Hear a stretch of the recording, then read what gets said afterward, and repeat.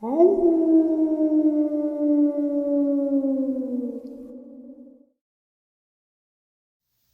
greetings and salutations, everyone. I do hope everyone is still doing well. Welcome to tonight's second half. Before we jump into it, a couple quick links. As many of you know, I rely on Patreon, PayPal, channel membership, and the merch to help the channel to continue to grow and go. Links to Patreon, PayPal, and channel membership is in the description below. Merch displayed directly under the video. Also, Dogman Frightening Encounters, Volume 1 through 3, the audiobook versions. They were written and researched by Tom Lyons, narrated and produced by me, Jeff Nadolny. Those audiobooks are available on Audible, Amazon, and iTunes, links to which are also in the description as well. And finally, last but definitely not least, if you'd really like to help support the channel to continue to grow and go, simply subscribe. It does not cost a cent. Click the like button. Takes half a second. If you don't want to miss out on any of the informative uploads that I put out daily, click that bell icon, and folks, please leave a comment. Why? Well, because all of these things really do help the channel to continue to grow and go. They definitely do matter and are appreciated. And now, everyone, I have taken far too much of your time. Let's jump into tonight's second half. Shall we? All right, everyone. Today I have a subscriber with us. He is out of northeastern Pennsylvania. His name's Quinn. He had a Dogman encounter. I actually narrated on the channel a while back. Quinn, how are you today? No, not too bad. How you doing, Jeff? Doing well. Thanks for taking some time out of your day to share your experiences with us. I know you have Dogman and Bigfoot experiences. Sure. So I'm going to turn the mic over to you. Why don't you kind of let everyone know, you don't have to share exactly where you're from, but like lay the layout of the land for us so we all can kind of get a mental picture of where this kind of occurred and what happened. So the mic's yours, my friend. Okay, Jeff, thanks a lot. I really appreciate you having me on, and I appreciate everybody for listening. My first experience, the only experience I had with a Dogman type creature, I was 5 years old. My father had just built a house on a new piece of property that was part of a farm in a very rural area in northeastern Pennsylvania. I'm actually in what's called the Slate Belt. And we weren't moved into the new house yet, and he was driving me to the property to catch the bus to go to school. Again, this was in 1975 in September. I was a kindergartner, and as we were coming, now I'm going to give you some orientation, like north, south, east, and west, because it's really hard to describe how this happened without giving some, directions. Right. So if you can picture, we're headed westbound, and it's a small country road. The property to the north had another road that was even a smaller country road that was gravel. So on the north, we were bordered by a small gravel road, and on the south it was a county road, and that was paved. It was the beginning of September. Most of the foliage, everything had fallen off the trees. It wasn't super cold yet this year, but it was a very tepid September. As we were driving westbound on the county road that actually was bordered to the front of our property where the driveway would meet it. There's a Y there where the backcountry road goes to the back of the property, and we're going straight. As we're driving, my father pointed out that he saw something really large and black off to our right-hand side, which would be to the north. And he pointed it out, and he asked me if I saw it or did I see that. And I said, yeah, Dad, he said this something big and black over there on the side of the property. Well, he saw it before I did, and then when I looked, it had crossed the back gravel road and had stood up on the border of the fields, and it was trying to hide itself between two mulberry trees. They were on the border of the field with the back road there. Now, I want to just say this. It came down out of the woods, but the woods were where there were some retired slate quarries. This is the slate belt. So it wasn't really a mountain, but it was where all the refuse and stuff had been dumped, and the trees and everything grew up over it. And there was a guy that lived up there. He owned all three slate quarries. It was roughly about 100 acres of property from what I was told, but heavily wooded. So this large, black wolf came down off of this area from the woods, crossed the road on all fours, and it stood up in the fence row and tried to hide itself between two mulberry trees. The branch that was closest to the top of its head, my father and I ended up measuring it at a later time, obviously, but it was it was close to 12 feet. So when this thing, stood up, it was almost 12 feet tall.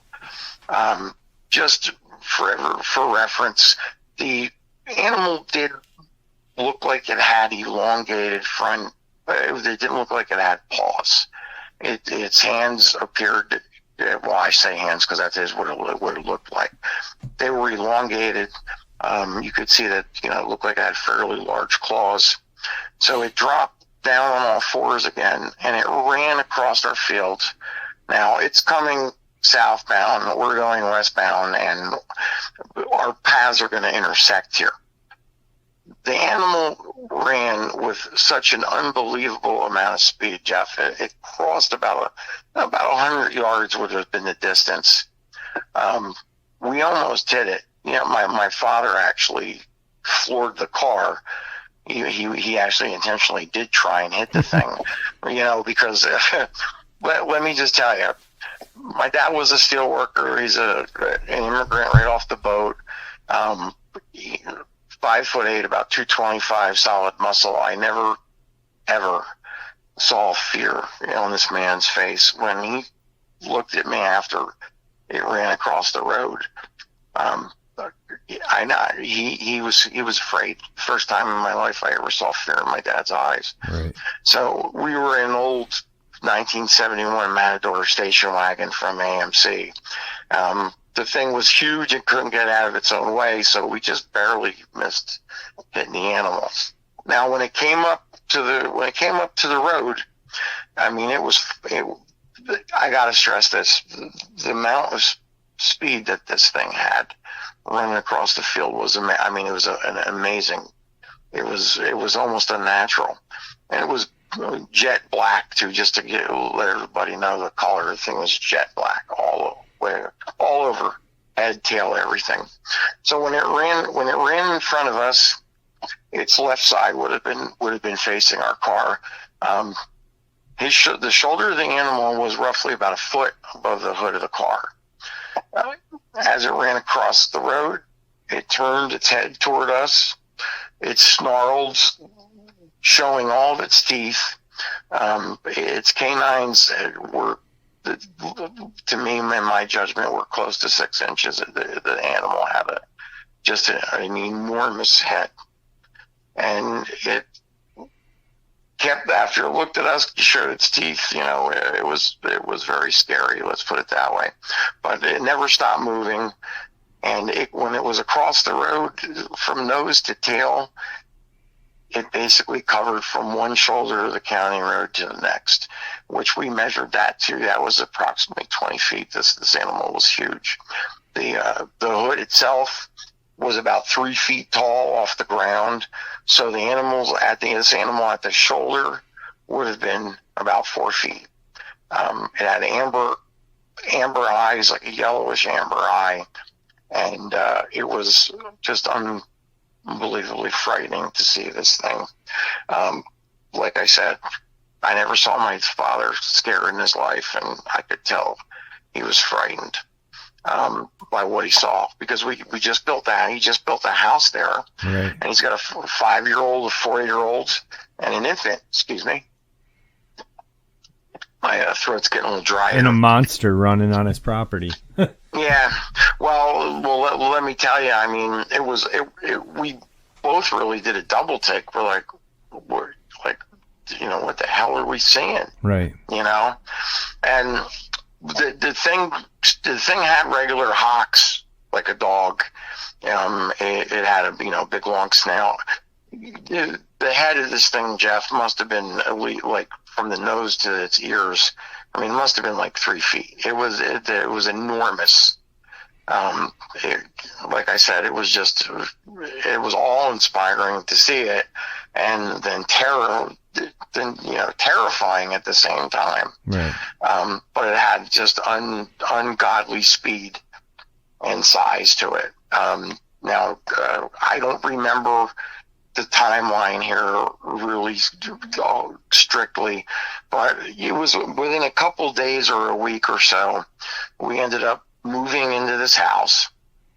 And by the way, my dad told me not to say anything to my mom. He's like, don't say anything to your mother. She's going to be scared to death. I got a stay-at-home mom raising me, and, 1 year it was me, a year younger sister than an infant. So, and I said, okay, Dad, I won't say anything, blah, blah, blah. And I just couldn't help but think, like, a couple days before that, we were walking the property on foot. Like, what if this thing would have came down, out of the woods, off the slate quarries, while we were walking. And my father just kind of looks, and he said, I don't know. He said, but it's really scary to think about. So, don't think about it too much if you can. So, I did my best to keep my game face on. I didn't tell my mom. So we moved into the house, and out in this area of the country, there was nothing there, Jeff. It was all farms, a house here or there. You could hear sound carry for miles, just a general somebody having a conversation on their porch half a mile up the road. You just heard noises very clearly because they just traveled around in the countryside. So, plus this guy was up higher than where my house was. He was up on top of the refuse piles. It wasn't a mountain height, but it was, quite a bit higher than where our house was, elevation wise. So we got like an Indian summer after we had moved in. We had the windows open at night, and again, I remember if this was a day or two or a couple days. I don't think it was longer than a week. I think it was like just a few days. So we're moved in. My father's working third shift. I used to work at Ingersoll Rand. He's working, third shift, and he's about a half-hour drive away. And the one night, we're in bed. The windows are all open. I had to get up for school the next day, obviously. And the next thing you know, like World War III breaks out. It was gunshot, actually. I'll be clear about it. It was a shotgun. He had a 12 gauge. I mean, he was just letting loose with a 12 gauge. And he had about a dozen guard dogs up there. I don't remember the mixture of the dogs, but 1975, Dobermans were popular, guard dogs, shepherds, and, Rotties and stuff like that. I don't know what he had, but I know he had about a dozen dogs because there was always people trespassing on his property. Kids would go try. One quarry hole had a beach even. Kids would go swimming back there, without his permission. There were accidents, unfortunately. A couple people did drown over the years because they fell into one of these holes that was, retired, and they never knew that they were there, and so forth. So, he tried to keep trespassers away, and these, a lot of dogs, and they were pretty vicious. You could hear them barking here and there, but I got to tell you this. This is the part that I have a hard time keeping out of my head. I mean, they were just getting slaughtered. I mean, you heard the dogs growling, barking.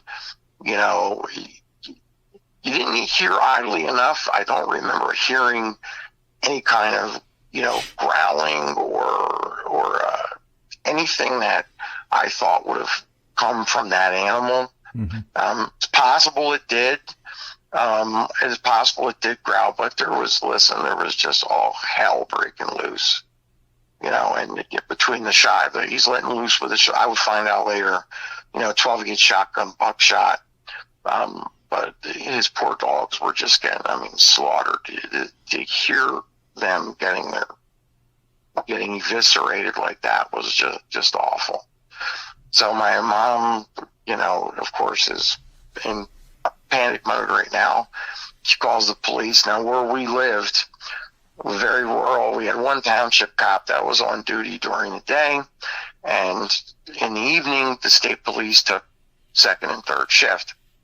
So the state police are the ones that showed up.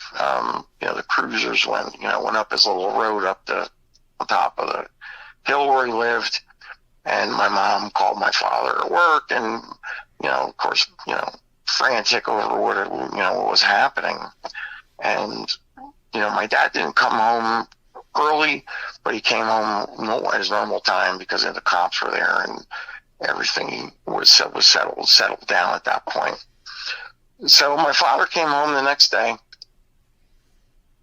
in the morning, his usual time, and he went.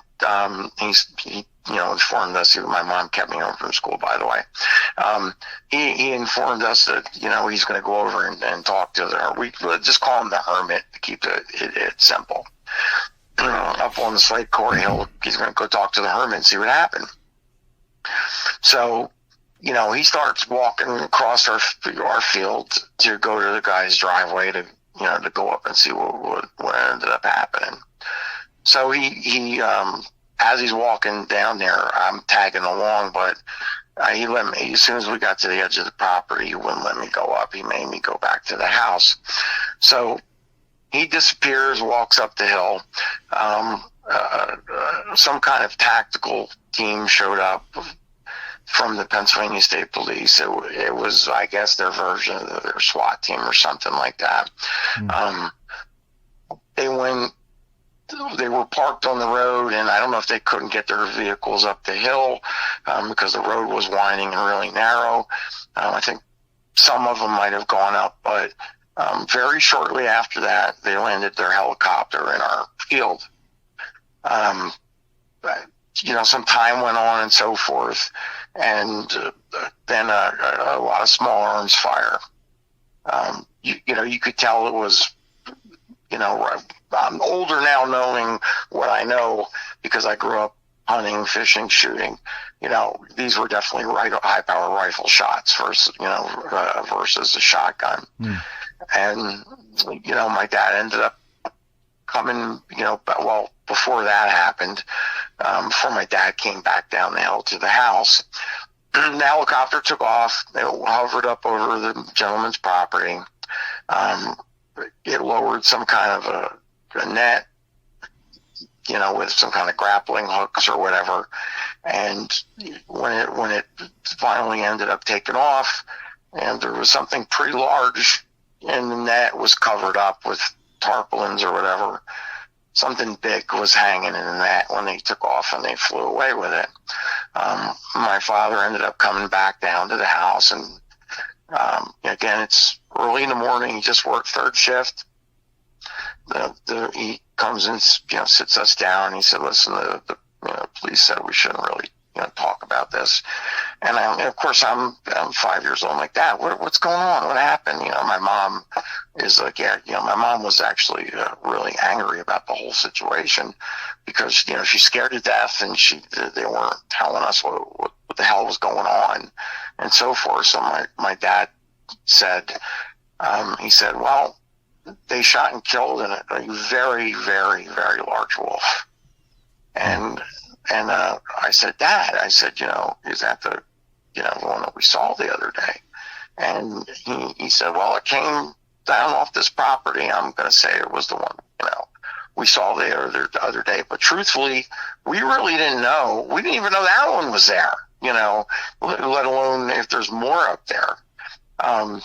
Because the quarry holes were filled with fish. For some reason, they get fish in them. I mean, big, huge bass and so forth.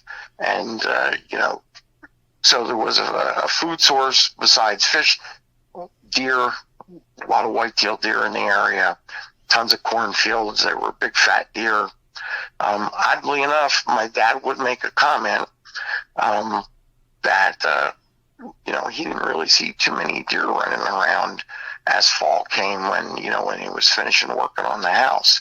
So that was a little strange coincidence. But, now this might have been the reason why this thing was harvesting probably most of what was around because of how big it was. But, so he said that. So we're sitting down at the table, and he said that, he saw them shooting a really large wolf, and that we were asked not to talk about it and so forth. And then he also said, that there were 12 gauge spent shotgun shells everywhere, Jeff, everywhere. And the gentleman lost about 9 of his 12 dogs. They were killed pretty much instantly. They were, ripped to shreds. That's what he would. He didn't get too graphic because you got to remember I'm only 5 years old at this point. He said that they were just all torn apart. The dogs that survived were, injured to a degree too. He didn't really go into detail about that, but he had that look in his eye again. He's like, you could just tell it. They frightened him, and the only time I ever saw fear in the man's eyes. I mean, I'm now 52. He's 74. I tried to bring it up to him one other time, when I was, probably in my teens, before college, about, us seeing this thing, and he kind of blocked it out, in my opinion. He didn't comment or acknowledge that I was, really, that I was asking him about this. He said something like, you're talking about that black wolf thing. And I said, yeah, Dad, it's like things like, he shut it down. He didn't want to talk about it. So I knew right then and there that was, that was something that really got to him, right, and really frightened him. But, I got to tell you, hearing those dogs get ripped to shreds was awful. Now, it was awful. From your house to this guy's property, how far would you say it was? Okay, from our house to the guy's property, so that would be northbound. To his property was probably less than 100 yards to where his property started off the road. Oh. Now, to go up the hill on top of the refuse piles where he lived, again, I want to clarify, the Woods reclaimed these slate quarries because they were unused for a long time. So it's not that he's just living on a slate ref. It's all wooded at this point. Right. And I would say maybe 100 yards total to where his house was on top of the hill. But his property started right across the street from our property, and there was a creek that was fed by the springs coming out of the slate quarries. So, it was relatively close. And again, out in the country where we were, it was like a concert hall sound, unfortunately. It was really unnerving. It was really unnerving. I still sometimes get PTSD when I talk about this because I got on the story. My son was my wife is a mental health therapist, and she had a piece of corrugated pipe about 4 inches, and accordions open and closed. My son was playing with that actually it was only about 6 months ago, and he came up behind me as I was sitting in the chair at the table, and he he growled into this thing, and it amplified it, so much. It triggered me. I started shaking and sweating, and I immediately, I turned around, I knocked the chair over, and I was looking around for something to be there. And I said, Angela, please don't. He's like, Dad, are you okay? You okay? And I said, yeah. I said, it just reminds me of a really bad experience I had, one time. But, it's not something, if I could wish that it didn't happen, I would. Right. Because it's not something, oh my God, to hear those dogs, to hear those animals his dogs get slaughtered like that. Yeah. After the slaughter happened, did you ever talk to the old guy after, or did your family talk with him ever? Well, my father had gone up there the morning after everything happened. He saw all the dead dogs and the ones that were injured and so forth. Now, if you're asking me, like, after that initial encounter happened, did we ever associate with him again after that? Yeah. You know what? Not really. And he was a hermit for a reason. He lived up there on his own. I don't know what the story was, honestly.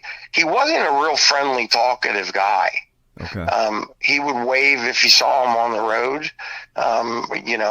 If you're walking and he'd see you, he'd wave, but that's really about it. I mean, he never came over to talk to my father or say hi to or anything like that. And we never went over to visit him. He isolated himself from everybody. And, he had the property's a beautiful property, but, he was always in the process of fighting, keeping trespassers away.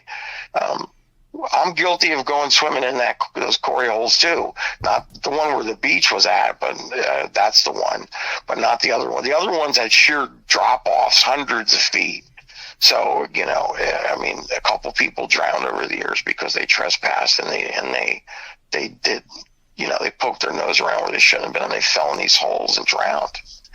But no, he was not a friendly guy, and he I don't even know how old he lived to. He did eventually pass away. But he stayed, he was a recluse, I guess. He was just really reclusive. Okay. Wow.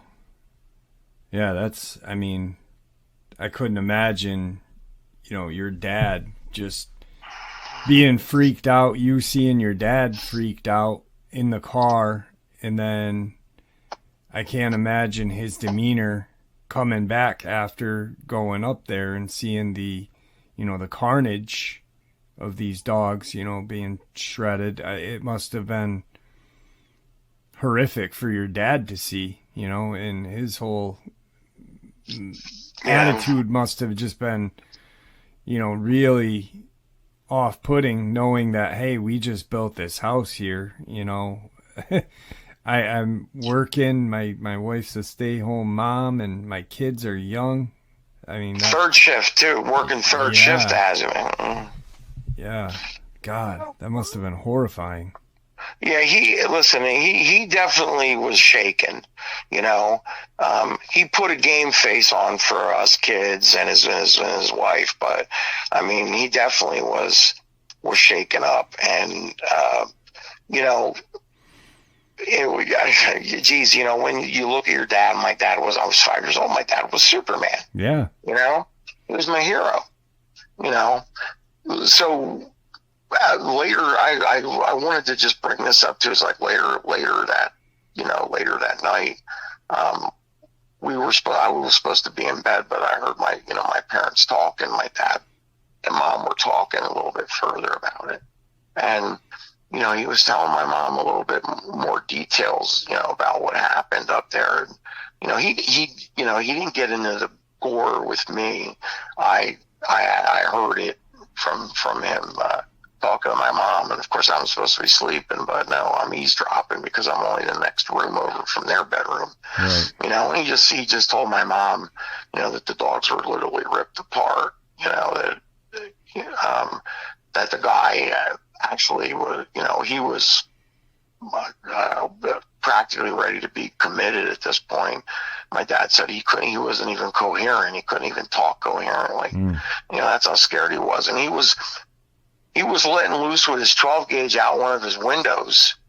You know, I don't know how well the property was lit up because I was never up there. I was a little kid at night. So, but my father said, you know, he was just blasting away. You know, he said there were just shells everywhere, spent shotgun shells. Wow. And, you know, the dog, you know, he told my mom, you know, flat out the dogs were ripped apart, and, you know, it was very scary. There were loaded shotguns the next day at you know, the back door and the front door, you know, with double Magnum buckshot. I could tell you that much. And, you know, he got my mom a handgun, you know, for her to give her came to shove. And, you know, I'll tell you this much: he wasn't on third shift very long after this happened. Right. You know, my mom was like, you got to get off third shift. I can't be alone with something like this, you know, going on. Who could blame her? You know? Yeah. Who could blame her? But, you know, thank God, Jeff. Like I said, I think about, you know, that all the time. Is, you know, we were walking around on that property just a couple days beforehand. Geez, I don't even want to think about what the outcome would have been like if that thing ran down into us on foot. Wow. I mean, that's, and the thing is when you, and I kind of want to emphasize this, sure, because, you know, for people that are hearing this, you know, you said from head tip of the nose to tip of the tail, it was, you know, 20 feet long. But when you and your dad saw this thing, that was when it was standing bipedal, your dad measured that branch, you and your dad, and it was 12 feet tall. This was just, this thing was a monster of a Dogman. It was just absolutely gigantic. There's no other way to describe it. It was freaking gigantic. I mean, you know, the county road, it was a small two-lane county road, you know, no yellow line in the middle, but it had the fog line on both sides, you know, and like I said, from tip of the nose to tip of the tail, it went from shoulder to shoulder on the county road. Jeff, it was enormous. It's like I said, its canines had to be 6 inches. They were huge. They were huge. Yeah. Wow. The thing's head was enormous. I mean, it's 4 foot. It's roughly, like I said, he took a measurement. The car was like 3 feet. The top of the hood and the shoulder was about a foot above that. I mean, 4 foot at the shoulder. This animal was. Those dogs stood no chance. Yeah, I mean, they sure didn't. I mean, the way you described the head just, you know, it's almost like the head of this creature was the size of one of those dogs almost, you know. It was huge. It's an incredible experience. Wow, I cannot imagine being a father, you know, and you being a dad now. I can't imagine the amount of fear and regret, you know. I mean, there's gotta, you know what I mean? Like, I can't believe we just built this house here. I don't have money to move. We got to live this out. You know, it's just, that's terrifying. Yeah, it was terrifying. Trust me. And, you know, to compound matters. Okay. The barracks commander from the local state police barracks, right in the same, you know, he talked to my dad and he said, you know, I'm going to come down and talk to you after this is all cleared up here. And, you know, he came down and my mom, you know, made him coffee and they sat down and and talked and stuff like that. And, of course, I'm a little kid. I got shushed off into the room, but I have big ears. Yep. And he told my father in no unspoken terms. He said, it just would be better if you never talked about this again. Just don't ever bring it up again. Right. We took care. The animal was, like I said, when my dad went up there was a tactical team that had arrived. Small arms fire broke out, which again, now as an adult, I know the difference between a high power rifle report and a shotgun. They were definitely high power rifle rounds. I don't know how many rounds it took to kill the thing, but I could tell you this, they did unload on it. Yeah. There was quite a bit of gunfire. Wow. So, and then my dad, he said that they killed a very, very large wolf. So, he actually saw them shoot it when he was up there. That's incredible. It is incredible. Yeah, I'll tell you, the constitution that man, I can't even imagine. That because he had to be strong for me, because I saw the thing with him, and, his wife, who was terrified, me also now after that happened, mm-hmm. I was, I guess maybe, it didn't quite tear me to pieces, at that age, because, it was still really surreal to me. Yeah, it's almost like you're not registering it, It's I couldn't have said it any better myself. That's exactly what I was thinking. That type of, it was like, oh wow, it was a huge wolf, and it killed 9 guard dogs, and they shot it with like however many rounds it took to kill it. The guy that owned the hermit that owned the property, like I said, my dad said, like, he was not even close. He was like not coherent when he was up there. And how could you blame the guy? Yeah. There was some huge black wolf tearing, just tearing your dogs to pieces. And you're, I guess, he was shooting out the window to try and hit this thing. I don't even know if he hit it. My dad didn't know either. But I don't even know if he hit the thing. He probably did, because he's just shooting everywhere in the dark, and where he's hearing noises and stuff like that. Mm-hmm.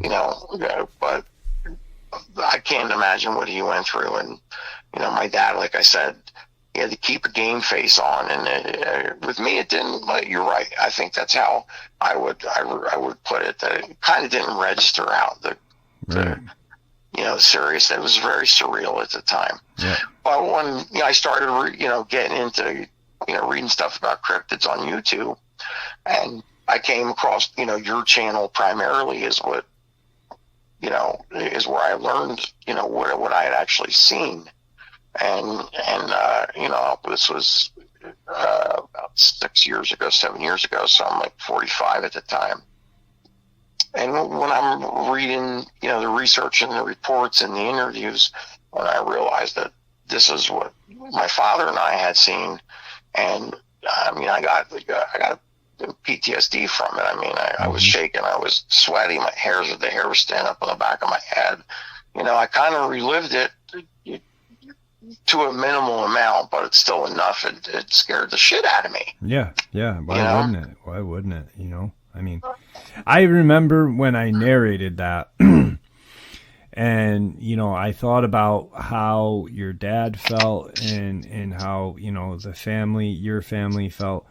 But I remember thinking about the old guy, the hermit, and I was like, this poor man literally went through hell one night, lost his dogs, but then had to endure, watching this tactical team. So, they never in a million years would you ever guess that this would happen.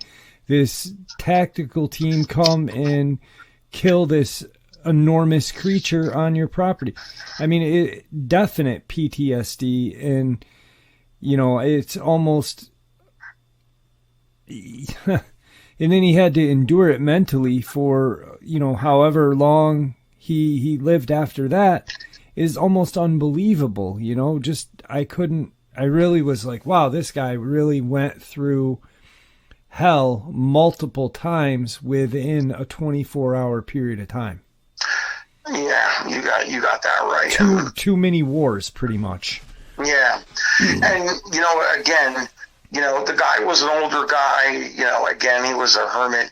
I wish I could give you more information, about him or what happened to him after the incident, but I just can't, because number one, like I said, he wasn't friendly with anybody. He kept to himself. He was very reclusive. He never came over our house for a cup of coffee. He never invited, my parents over for a cup of coffee. He'd see you on the road when he drove down off the hill he lived, off the hill he lived on, and he'd wave, but that's it. He wasn't a real social person. I mean, I don't even know if he had any family that was kids or anybody that was able to come and help him get through this or whatever, because I didn't notice any different cars or people or hear anything, really. So I don't even know what happened. What happened to the guy after all this went down. I mean, I know he's long dead as of now. He was an old man back then, so yeah. I honestly wish I could give you more information on that, but again, like, the whole thing was somewhat surreal to me because of my age. And absolutely. And after learning about what I saw by listening to the videos and the research he had done on this topic, it hit me, because it's something I kind of shelved in my mind for a long time. Yeah, it's amazing what our brains do to cope with, things. We just really stuff things away and forget about it, until we have that reminder or whatever. It could be, just maybe you seeing a shotgun shell one day could have brought it up, or something, and it's incredible that our brain deals with stress and trauma that way.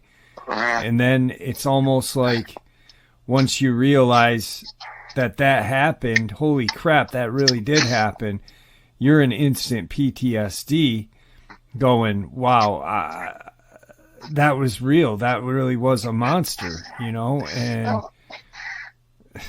it's scary. It is scary. Well, like I said, I tried bringing it up to my father, years after that, to give you some, idea. I mean, rural area, I would learn how to shoot when I was knee high to a grasshopper, fish, hunt, all that stuff. Going through life, and my dad and I used to shoot high power rifle competitively as a father and son team, doing these kinds of things. Nothing ever, hunting, the gunfire, nothing triggered me more than reading the research and understanding finally what I saw. Now, I'm glad my dad made a good decision. I'm not too macho to say that. I'm glad he didn't let me go with him, because I don't know, as a 5-year-old kid, if I would have seen all those dogs with their bowels all torn out all over the place, their heads all, decapitated, torn apart. I loved animals. We had dogs. That probably would have really screwed me up. Yeah. And then all the high power rifle fire to kill the animal, I mean, he made a really good decision.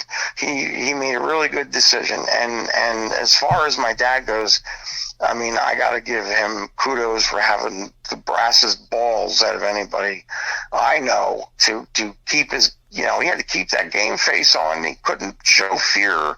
I only got a glimpse of fear from being in the car when he looked at me and I looked at him, and we realized, well, holy shit, we are seeing this, Yeah. And then after, he came down when my mom questioned him about what he saw up there, and he had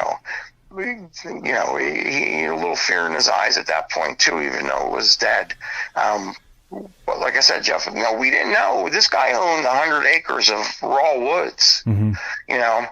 We didn't know what else was up there. We didn't know if there were more of these things. Yeah, that's what I was thinking with your dad, thinking, okay, they got this one, but what the hell else is up in those woods? Well, we didn't know at the time. We did not know. The only thing, like I said to you, the odd part was my dad had made a comment that going into the fall, when the house was being finished, he just thought it was funny we didn't see a lot of white-tailed deer, because we had a 5-acre field, which had, at the time, I don't know if it had corn in it or if it was just alfalfa, but he made a comment that we weren't really seeing a whole lot of deer in the field, or crossing from, like I said, cornfield across the street, woods. I can't remember. I think our field was hay at this time, but it was part of a truck farm at one time, so there were all kinds of berries. They never tilled the bushes under, so we had raspberries, mulberry trees, black raspberries, red raspberries, boysenberries, blackberries, strawberries, blueberry bush, you name it. We would have thought the deer would have been all over eating these berries and stuff like that, but he made a comment, and it was odd. We didn't see a lot of deer running around. Yeah, absolutely. So, I mean, we never, thank God, there was never another incident, at least to my knowledge, right? Involving one of these things. But it was big enough and strong enough and fast enough that I don't think anything could have ever muscled it out of its territory. Let's put it that way. Right. It's just, we were just in awe that something like this actually existed, or even let alone living across the street. Yeah. But that it even existed. It was a really rude awakening to the fact that human beings aren't the top of the food chain. No, definitely not. But that was that was pretty much a wrap on that. And again, I tried to get my dad to comment on it in later years, and he just kind of was like, oh, that was that black wolf thing or whatever, and he just shut right there. He said a couple of words, that was about that black wolf thing, and shut right down, and that was it. And he refused to talk about it. He didn't say, I'm not talking about it. He shut me down after he said that, and that was it. So I knew it bothered him. Right. Absolutely. But we're coming on some time. We got about 20 minutes left. Okay. I know you got a Bigfoot experience or something like that. You had told me. Yeah, absolutely. I got two of them, and I'll make these quick for you if that's what you want. Yeah, I want to hear them definitely. Okay, the first one, we did not see the Sasquatch. Okay, my father and I was about probably about 13 or 14. And I was older than that, about 16. So we're talking about 1986 in Carbon County, Northeast Pennsylvania, Carbon County. We were hunting on an 86 acre piece of land that my aunt, my father's sister, had bought, and it was virgin woods yet. It was like a rectangle, picture a rectangle. So it was on a country road. There was no shoulder to speak of. So we just had to pull over and get out of the car. And it was like a little incline just to get up on the property. And then it was fairly steep climb up the mountain. On top of the ridge, though, was a Pennsylvania State game land. So we were walking. We got out of the car. It's about 4:30, 4 o'clock in the morning. We both have our quintessential Pennsylvania deer rifles. I had a Marlin 30-30. My dad had his Marlin 35. We both had our Ruger 44 Magnum sidearms, and we were walking in the middle of pitch blackness. There was nothing out there, no light of any kind. And I know you're kind of familiar with being out in the country, Jeff. I mean, where there's no light pollution from any city or anything like that, I mean, it's black. Yeah. I mean, just black. So as we were walking, now it was a pretty cold deer season. There was a lot of deadfall on the ground, a lot of dead leaves, the deciduous leaves from the oak and the maple, crunch, crunch, crunch. You know how that goes under your feet. If you step on a dead limb when it's really cold like that, a dead tree branch, it snaps with authority. Yeah, it's loud. It's loud as hell. So, we're walking along, and I said to my father, I said, Dad, I said, I hear something to our left rear of us, off to the left, but to the rear. Because he's walking in front of me and I'm walking behind him. It's slow going. There's lots of rocks, a lot of dead tree limbs. Like I said, it's virgin wilderness. And he said he didn't hear it because it was kind of windy. At first when we started, initially started the walk at the bottom, it was windy. So I said, okay, maybe I'm hearing things. Now we have black bear, and there was a big black bear boar that was seen on this property, and he was huge. But anybody that knows anything about bears, they walk very silently. They're very quiet. Yeah. And this thing was definitely on 2 feet. You could hear the spacing. A footfall. So I heard it again. And I said, Dad, did you hear that? This thing? He goes, no, not really. And I said, something is ghosting us. It's behind us to the left. And I said, here's what I want to do. I said, I took both our flashlights and I looked ahead just to see where we could go that wasn't too full of obstructions. So I said, Dad, you got to humor me here. Let's run like 10 or 20 feet. Stop, but run and stop. Something's definitely coming up behind us here. So we ran about 20. He placated me, and we ran about 20 feet, and we stopped. Okay. The footfalls behind us did not stop when we stopped. So my little trick worked. And he said, now I hear it. And somewhere along the line, a pretty thick dead tree branch was stepped on, and it had to be a big thick one, but whatever stepped on it had to be really heavy, like, to boot, because it sounded like a bomb going off. I mean, it was very loud. So my father obviously heard that, and I said, Dad, there's something really big coming up on us over here. So he's like, well, what do you want to do? And he looked a little concerned, but not very. He was still trying to push it off he was like, it's just a bear. And I kept telling him it wasn't a bear, but, so there were 3 trees in the area that were real close, that were right next to where we were at. So I said, let's go over there, put our backs up. But there's a tree in the middle, can't get through here. You stand back here with your back against this tree. Now stand with my back against the other tree. We'll face ourselves down the way this thing is coming, and it could have been a person. He said, it could be a person who's looking to rob us or something like that, which I never thought of. But I said, you know what? There's no freaking way that was a person that stepped on that branch, because you could tell, Jeff, was way too big and thick the way it broke. Right. It was extremely loud. No human being would have been able to to do that.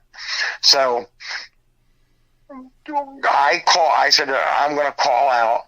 There's nothing else left to do. So I drew my 44 Magnum, and I said to my dad, I said, you're better off having your 44 Magnum at the ready.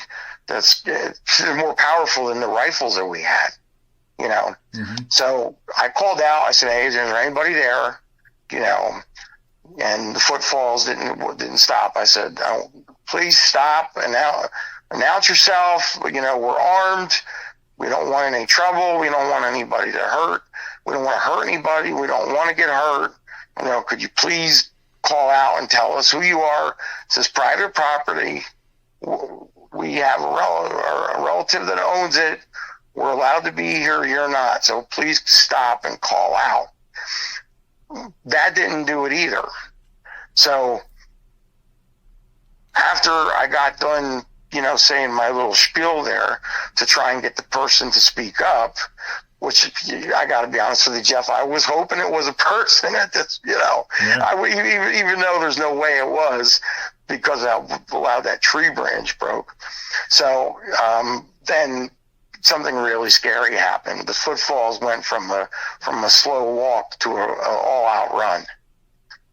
You know, a full bore run. Mm-hmm. And you could tell whatever was coming through the woods was huge. I mean, it sounded like a bowling ball. What a bowling ball would sound like if you were whipping it through the woods. I mean, it was, you know, there was all kinds of things breaking. You could hear things in. So I said, Dad, I'm gonna let a round go. So he said, aim it high so you don't kill someone. So, you know, I had my 44 Magnum out. I aimed not quite treetop height because I didn't want it to go too far. And I ripped off a round from my 44 Magnum, my Ruger Red Hawk 44 Magnum. The footfalls stopped. And I said, please stop or announce yourself. You know, I was really, you know, announce yourself. I just shot a bullet in the air at you, you know. And the footfalls didn't stop, but they stopped, but they didn't start going back toward us again.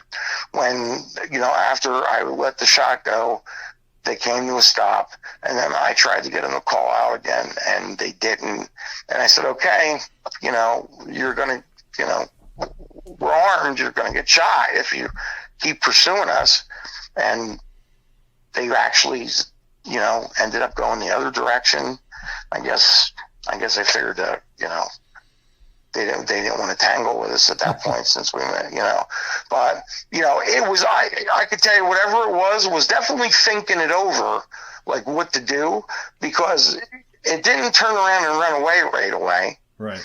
You know, I was asking for somebody to call out, please announce yourself, because we didn't want to hurt anybody and we didn't want to get hurt.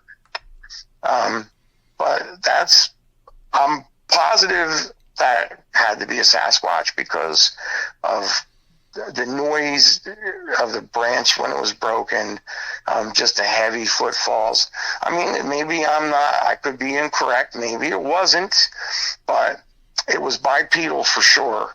And from what I know about bears, they're quiet, you know, so no human being either, unless they were Andre the Giant, maybe.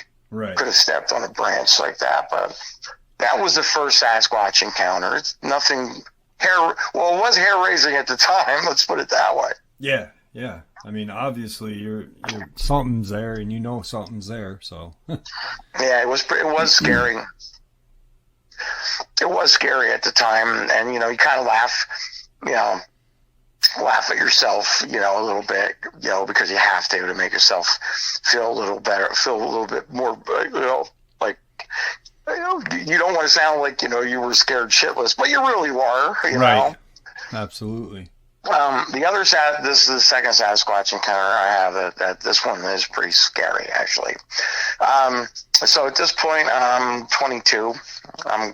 That's 1992, and my Bedford County,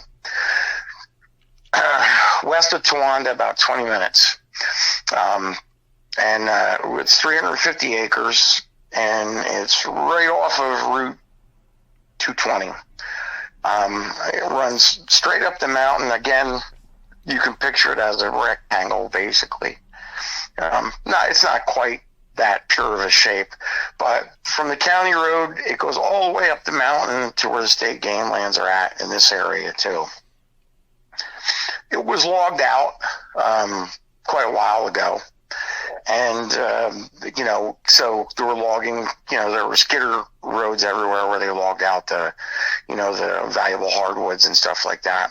So my current my mom's brother was the legacy to own the property from his uncle, but my great uncle, my mom's great uncle, so to speak. I'm trying not to confuse everybody. Has such a big family, but anyway, so the lodge is like it's like a Viking lodge. It's cinder block, modern. It looked like a military barracks. It was, like 100 feet by 40 feet. It was a big cinder block building. You walked in, you had a mud room where, of course, there were beer meisters everywhere. It's deer camp. Right. First day of deer camp in PA. You get drunk and play poker all night long. Yeah. So I really was never a big drinker. But I did play a lot of cards. So we have a couple work weekends, one in the spring and one in the fall. So I had gone up and participated in the work weekends. So my room, my meals were all free for participating in the work weekend.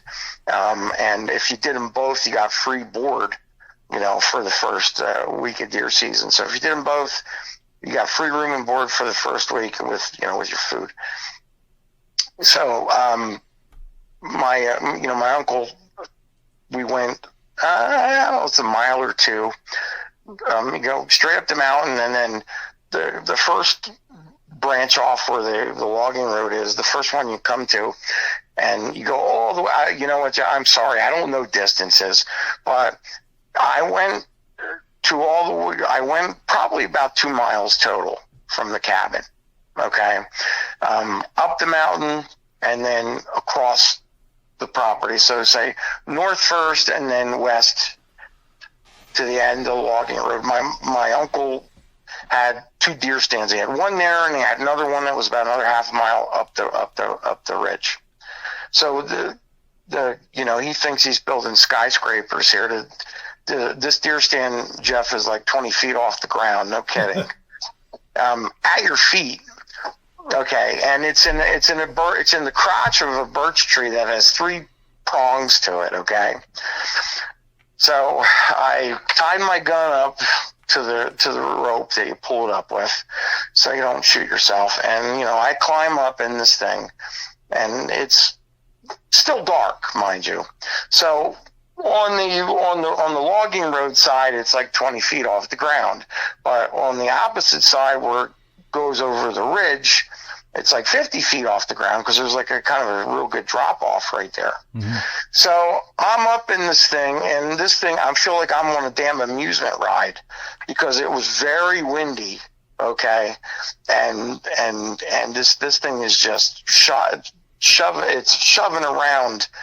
me around, it's moving one way, moving the other way, moving this way. And I'm like, I got to get off this damn thing. I'm going to get thrown out of the deer stand and get killed because I'm going to get thrown out of the deer stand, which happens. A lot of people do die from falling out of their deer stands, mm-hmm. And this was very windy, and I was sober. I was 100% sober. Didn't even have, I don't think, anything to drink the night before. Was just playing cards. And, so I tied myself to one of the offshoots around my waist, so at least I wouldn't get thrown off the damn deer stand.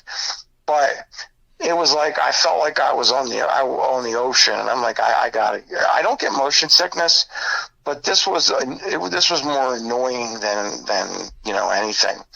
So I lowered my rifle and I climbed back down.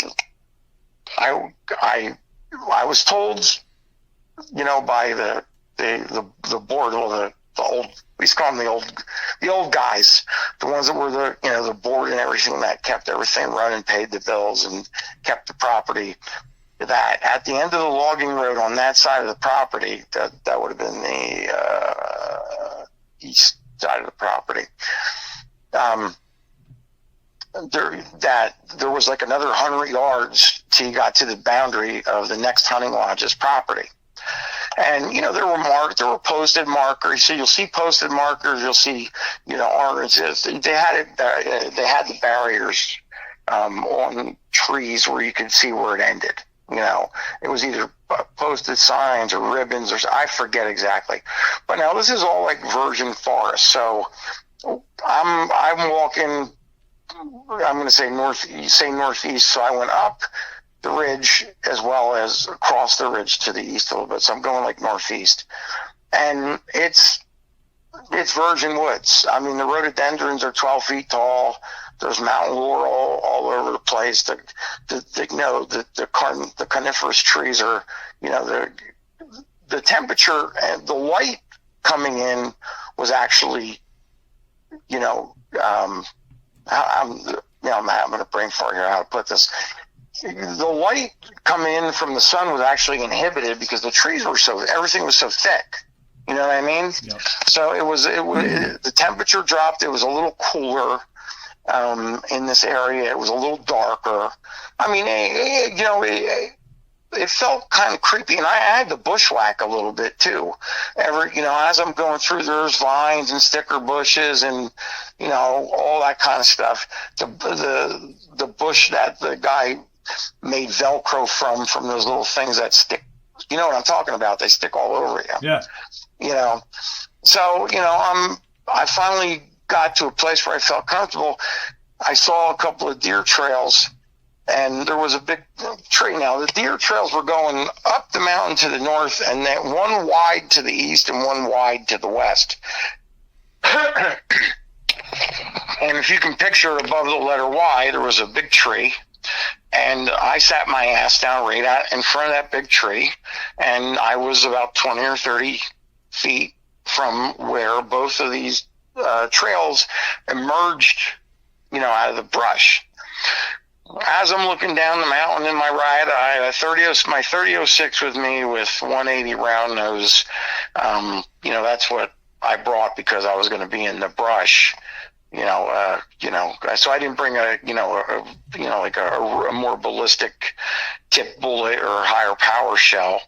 But if I would have known what I known, I would have had my 7mm Magnum with me, for this incident. But hindsight's 20/20. Right. So I looked through my scope. I saw some deer coming up. They crossed the road and were going to come up the mountain. There was about 6 or 7, and there was a nice big buck in there, and the does were leading the way. And as I just, I got patient. I had deer lure, buck lure. I don't know if you ever use that if you ever went hunting and you use buck lure. No. But it's basically doe piss. Yeah. Excuse my language. I inadvertently kicked it and knocked it over, and I stunk like a skunk. I mean, I had it all over my boots and everything like that. And the wind, interestingly enough, I was down the mountain was down when the wind was coming down over the ridge. So I'm like, oh boy, the deer are going to catch my scent. So I was like, hopefully not with all this buck lure all over the place. And that stuff stinks. It really does. Yeah. So which would have been more the more easterly branch of the Y, to my left, the first couple doe emerged. They came out from the brush, and I'm sitting there. I'm a left-handed guy, so with a right-handed rifle. So I'm just slowly, because I couldn't afford to buy a left-handed rifle at the time, So, I'm easing safety off, getting my eye up to the scope to take aim. And I had like a sniper setup. I had open sights underneath the raised mounts for the scope. And I went down to open sights then because she was getting a lot closer. I'm like, okay, come on, stick your head out. I'm waiting and waiting and waiting for the buck to come out. One doe comes out, two does come out, three does come out. They stop and they start snorting and digging at the earth and, making, just making a racket. They turn around and, like a Jeff bat out of hell, go flying back down the mountain. So I put my scope up. It was about 300 yards plus. I put my scope up just to watch to see if the buck came out. He did. I put it about two feet above his head, or I should say his antlers. I ripped the shot off, but it hit the dirt right behind him. The bullet was too heavy and not fast enough for that kind of a distance. Hence is where I said I wish I would have had my 7mm Magnum, because I would have dropped them. That thing was very long and flat shooting.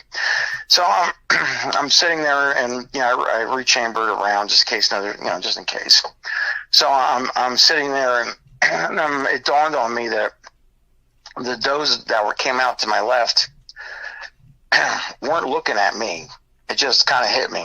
I'm like, wait a minute, they weren't even looking at me, but I thought they smelled me, because they started digging the earth, snorting and clawing at the earth and all that kind of stuff. I thought the jig was up. Right. But I was just thinking about it and how they acted and everything like that. And I'm like, something isn't right here, because they weren't looking at me. They were looking over my left shoulder. And so I craned my neck around the tree I was sitting against. Behind me, at an angle, again, to like the northeast a little bit, there was a stand of big pine trees.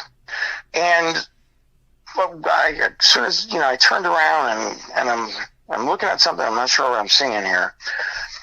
But there was a dark reddish, brownish leg that was obstructed in the pine trees.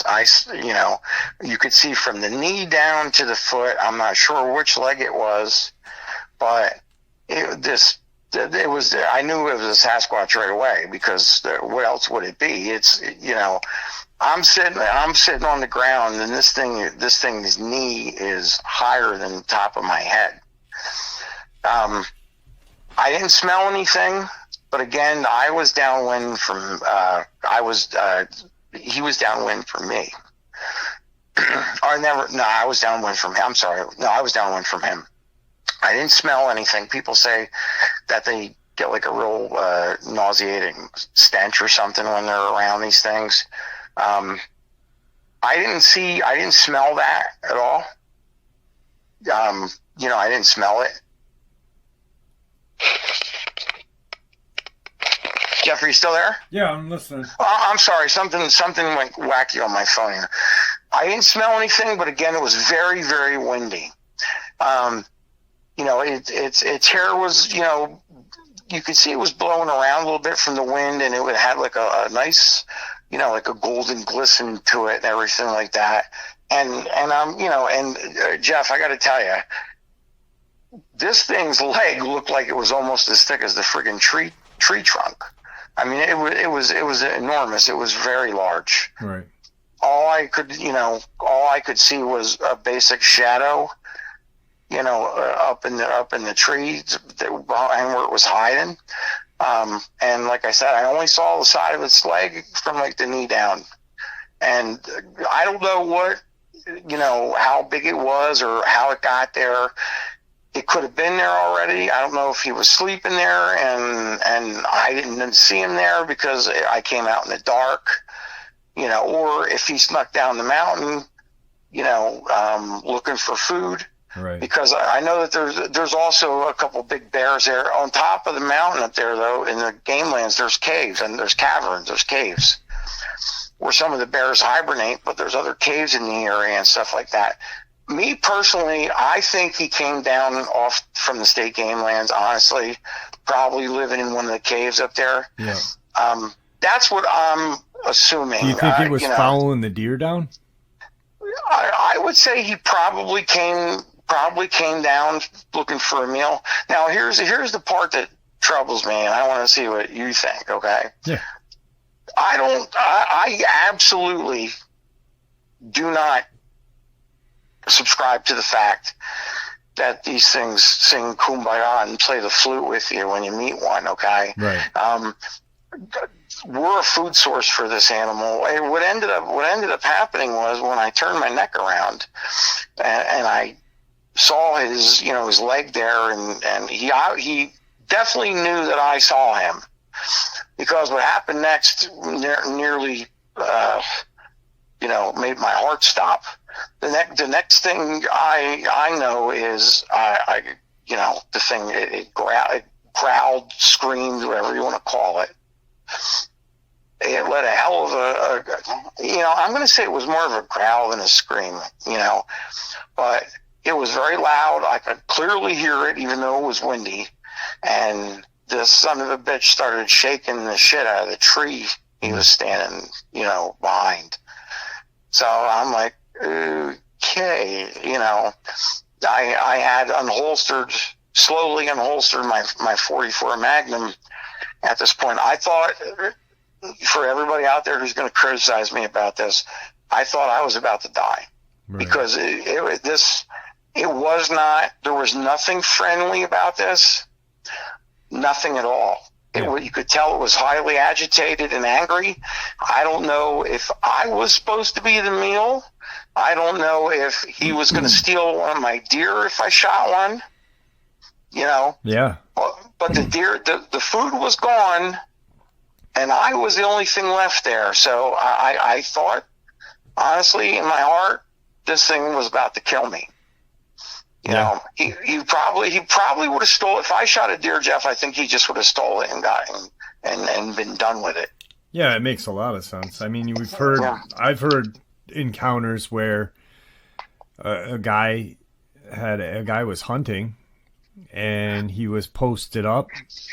He was in a small clearing, and he saw a squatch coming through, but it had a deer over its shoulders, yeah, sure. I maybe, like you said that you wanted my opinion. Maybe, and I'm not an expert at all, but maybe the deer were initially the dinner, and he was real upset at you, for being there, and maybe he shook the tree to get you out of there. Because I think if you were dinner for him, I don't think he would have just shook a tree. I think he would have came for you.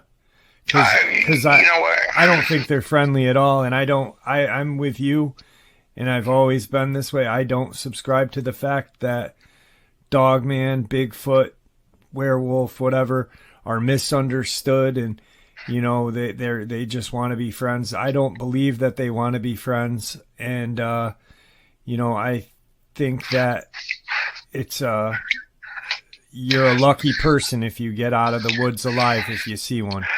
I agree, and like I said, now he would have been hunting deer too, because he obviously didn't know these deer were going to come up the mountain either. But he was right near where deer trails intersect, just like where I planted myself. So he probably, I'm going to say he hunted there before. He probably came back to, you go with what you know and what you're comfortable with. He could have very well swiped a few deer from there, and that's it. And nobody in the hunting society ever brought it up. So I think honestly, if I wouldn't have been armed, I think I think he would have killed me, because he was going nuts. Growling. It wasn't really the scream that everybody talks about that hits you in the chest. It was just really these demonic growls. That's the only way I could, he shook the shit out of the tree. I unholstered my 44. I turned as far as I could. I actually, was at a real bad angle, but I didn't want to expose myself any more than I had to, because I felt he was going to charge me. I just turned around and I unloaded with my 44. I ripped off all 6 shots, in his direction. I did not aim at him intentionally. Mm-hmm. You know, but I shot all 6 shots out of that, and I had some under Buffalo Bore 350 grain overloads in that thing. So those things, they probably would have taken him down if I hit him all 6 times. But again, I did not aim at him. I aimed at off to the side of him, and that was partly because I didn't want to expose myself. I didn't know what he was going to do. You know, so I didn't want to stick my head around the corner and have him pop it off my body. Yeah. You know, so I did that. I turned around, took a knee, reloaded my 44 Magnum, put it back in my holster. You know, I sat there with my 30-06 chambered and just listened. You know, I mean, he took off like a bat out of hell because I heard him running. I heard the carnage. Okay, at first. But then it stopped almost as quickly as it started. And again, it's very windy. Okay, and I'm in virgin forest here. So now I got to go about 100 yards back to the main logging trail through all this stuff that I'm bushwhacking through. So I'm going to be honest with you, you know, I prayed and I prayed and I prayed because I didn't think I was ever going to get out of there.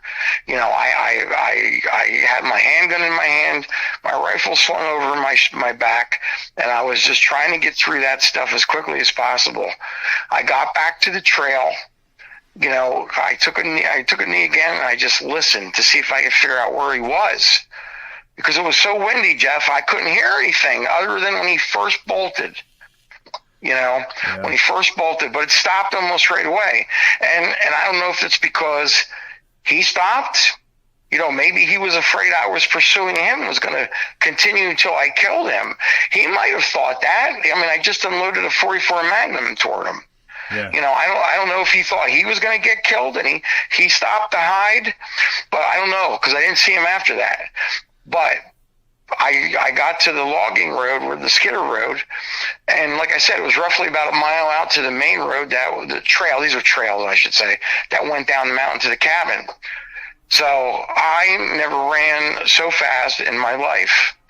You know, I was like, I was kind of stopping and listening to see if I could hear noise. I heard some branches breaking and here and there and in the background, but again, it was so damn windy. You know, I know some of it was probably him, but, you know, it was hard to hear anything. And I just was happy I wasn't hearing, you know, a 1,000-pound bowling ball running through the woods next to me. Yeah. You know, because I was like, that's why I had my 44 Magnum out and my rifle slung over my back, because I figured he's going to ambush me on this trail. The handgun's going to be much better weapon of choice, you know, if that happens. Yeah. So thank God I got out to the main trail where the meadow was at, and I ran down the hill the rest of the way. I had, I had a little bit of a breather right there. But in the meantime, we all have walkie-talkies. Everybody had to have a radio, or you weren't allowed to hunt. You had to have a radio. So, you know, I ripped all those shots off, and the next thing you know, everybody and his brother is keying my radio, you know. Right. So my uncle's like, Mike, are you okay? What's going on? Hey, did you get, everyone's like, hey, did you get the deer? You know, did you get him? Did you get him? We heard the shots. And I'm like, no, I missed, blah, blah, blah. And I just said, Uncle Ray, I'll talk to you when I get back. When you come back down to the cabin, right? And I shut it off because I figured I don't want him honing in on me if he's going to hear that, you know? Yeah. So I got back to, like I said, the meadow, and I ran down back to the cabin. All the old timers were in there, you know, telling their war stories, they did all the cooking and the cleaning, and, you know, and I got back in there, and they're like, man, what was all the shooting? Did you get your deer? Blah, blah, blah. Jeff, I was so angry at this point. I said, I just looked at these guys and I said, no. I said, I didn't get a deer. I said, how long have you, I don't want to keep using profanity, and I forgot about you. This is going to be on there. I apologize for the swearing. Yeah. It just brings out emotion, the emotions in me.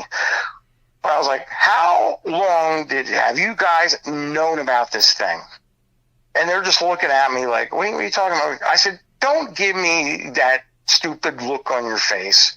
How long have you guys known that freaking thing has been living up on the mountain up there? And I said, I just had a run-in with that thing, and I don't think I would have made it out of there alive. Okay? The deer was probably going to take. I ended up chasing away by accident. Yeah. Okay? I shot it one, missed it. This thing is right behind me, roughly about 30 feet, and it's growling at me. It's shaking the tree. I mean, Jeff, the shadow, I could see somewhat of a shadow outline in the tree from this thing, from where he was standing. I can't even imagine how tall this thing was. Like I said, his knee was above my head. I'm 5'10", so when I'm sitting on the ground, I mean, I don't know. I would say he was at least 10 feet tall.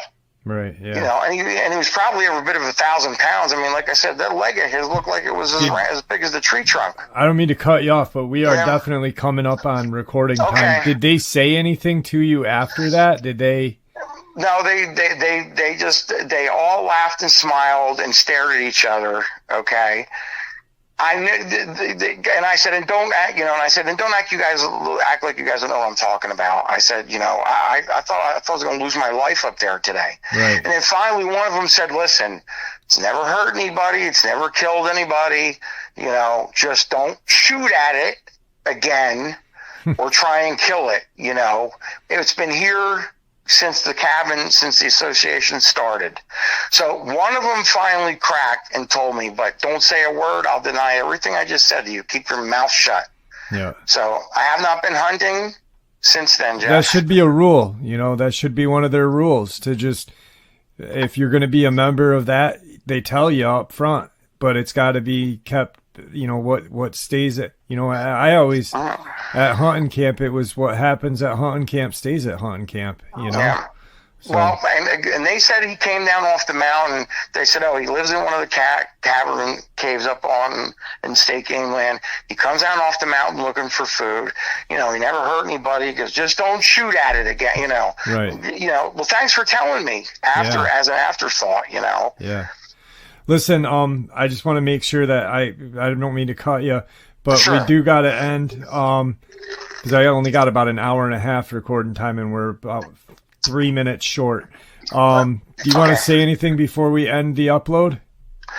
I want to thank you, Jeff, for being brave and courageous and having a platform for people like us to get this stuff off our chest, because it helps a lot to talk about it.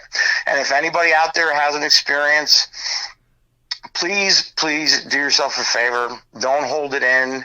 I know personally what it's like to suffer from PTSD from these things, because I was trying to convince myself I didn't believe what I actually saw, and just meet it head on, read about it, learn about it, and you'll be able to deal with it much better. It's helped me immensely by talking about it. Right on. Do me a favor. Don't hang up. I want to talk to you for a few minutes after. Sure. All right. And there you have it, folks. I do hope you all enjoyed today's second half as much as I enjoyed sharing it with you. I'd like to thank you all for supporting the channel. It is, after all, your support that keeps the channel growing and going, and what gives us all a place and a chance to share our experiences and theories judgment-free. Everyone simply treated with the respect that we deserve. That is because of all of you. Please, everyone, stay safe, happy, healthy, and ever vigilant, keeping an eye on our children, pets, family, and our friends. These creatures are real. They are out there and dangerous. These events have happened. Share this information with those you love and care about, and it may just help save their lives someday. And until next time, never stop asking questions. Never stop searching for the truth.